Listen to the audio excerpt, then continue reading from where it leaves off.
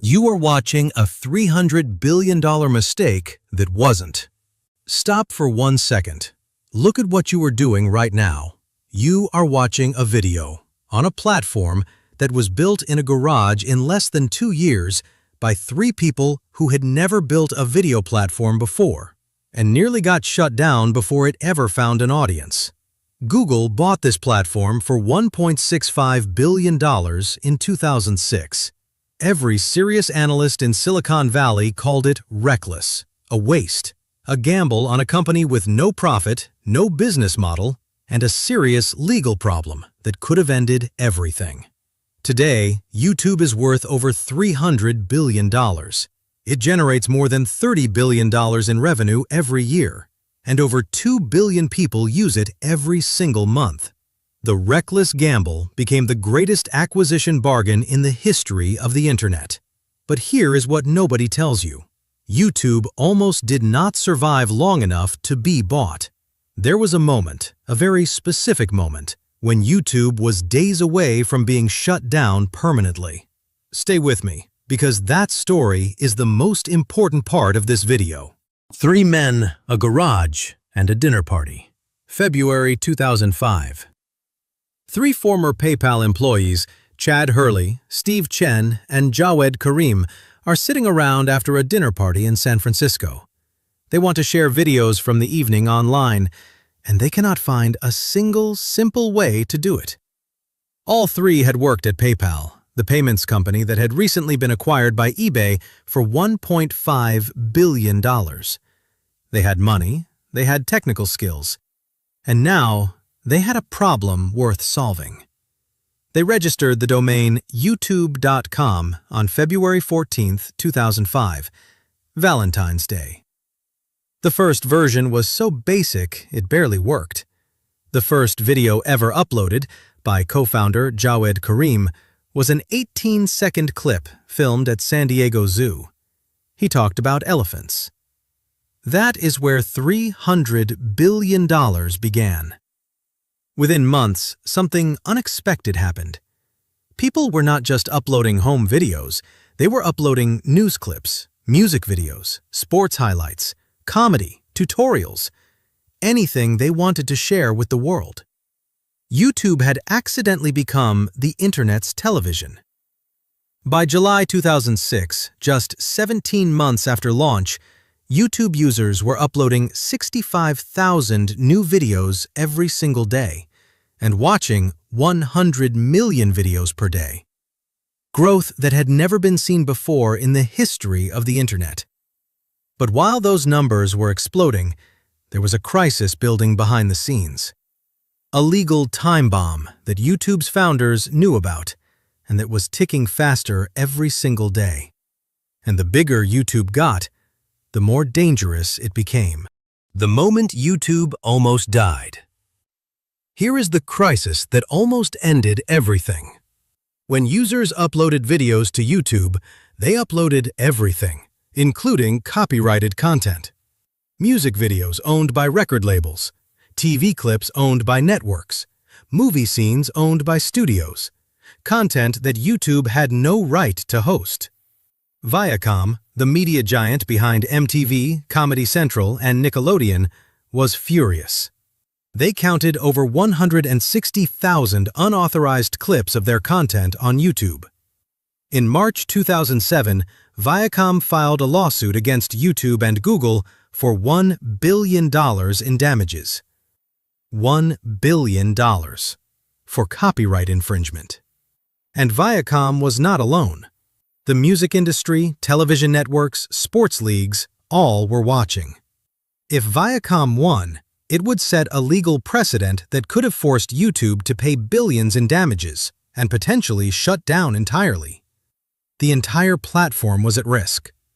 But Google had already anticipated this. Before the lawsuits arrived, Google had quietly built a system called Content ID, a technology that automatically scans every video uploaded to YouTube and matches it against a database of copyrighted content. Instead of removing the video, it gives rights holders the option to monetize it, take a share of the advertising revenue, turn the problem into a business. The Viacom lawsuit dragged through courts for years. In 2013, it was finally settled, with no payment from Google. YouTube had survived its most dangerous legal challenge. Content ID had changed everything. Today, Content ID has paid out over $9 billion to rights holders. The platform that stole content became the platform that pays content owners more than anyone else. Why Google paid $1.65 billion for a legal limité. Now let us go back to October 2006, before the lawsuits, before Content ID, before any of the solutions were in place. Google made the decision to buy YouTube, knowing full well the legal risks, and paid $1.65 billion anyway. Why? Google's own video platform, Google Video, had launched before YouTube.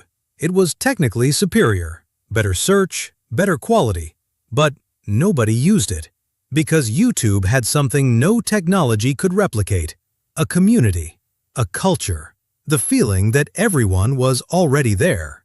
Google understood something that most companies miss entirely. In platform businesses, being second is the same as being last. Once people are all on one platform, they do not leave. Network effects make the leader stronger every day and every competitor weaker. Google could not afford to let YouTube become unreachable. So Google paid $1.65 billion, not for the technology, not for the servers, not even for the videos. They paid for the network, the community, the habit that 100 million daily viewers had already formed of coming to YouTube to watch video online. The founders, Chad Hurley and Steve Chen, each became worth hundreds of millions overnight. Jawed Karim, who had already stepped back from day-to-day operations, also received a significant payout. 3 people, a garage, 20 months, life-changing wealth. What YouTube became. YouTube today has over 2 billion logged-in monthly users, but that number understates reality because hundreds of millions of people watch YouTube without logging in. The actual monthly audience is estimated at over 4 billion people. More than half the entire human population on Earth watches YouTube every month. 500 hours of video are uploaded to YouTube every single minute. Not every day, every minute. 500 hours of new content every 60 seconds. If you tried to watch everything uploaded to YouTube in 1 minute, it would take you over 20 years. YouTube's advertising revenue in 2023 was over $31 billion. But that is only part of the picture. YouTube Premium subscriptions, YouTube TV, YouTube Music, Super Chats, channel memberships. When you add all revenue streams together, the total economic value YouTube generates annually is estimated at well over $50 billion. And Content ID, the system built to survive the Viacom lawsuit, has now paid over $9 billion to music labels, studios, and rights holders. The legal threat that nearly destroyed YouTube became the feature that made the music and media industry dependent on YouTube for revenue. The money lessons. Now, here is what the YouTube story means for your money, because inside this story are 3 investing lessons that will change how you evaluate every company you ever consider investing in. Lesson 1. The most valuable thing a company can own is human habit. YouTube was not worth $1.65 billion because of its servers. It was worth that because 100 million people had already formed the daily habit of going there. When you evaluate any investment, ask not what the product does, ask how deeply embedded it is in people's daily behavior. Habit is the moat that no competitor can cross. Lesson 2. Legal risk is not always a reason to walk away. Google bought YouTube knowing about the copyright crisis. Most investors would have run. Google saw a problem they could engineer their way out of and built Content ID. When evaluating companies, separate risks that are permanent from risks that are solvable. YouTube's legal risk was solvable, and solving it created a $9 billion advantage. Lesson 3. In platform businesses, the winner takes almost everything. Google could not afford to let someone else own video on the internet. Network effects made YouTube's lead grow every day. When you see a platform with genuine network effects and a commanding lead, the price often looks expensive, and the value is almost always larger than it appears. Three men at a dinner party could not share a video, so they built the platform where 4 billion people now watch everything. Google paid $1.65 billion for a legal liability with no profit and no business model.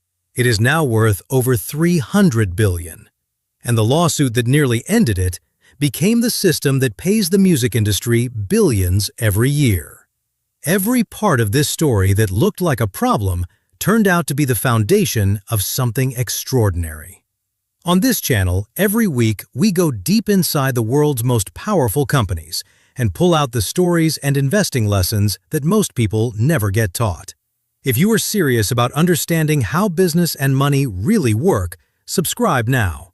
The knowledge here is free, and it compounds just like interest does. Comment below. You are watching this on YouTube right now.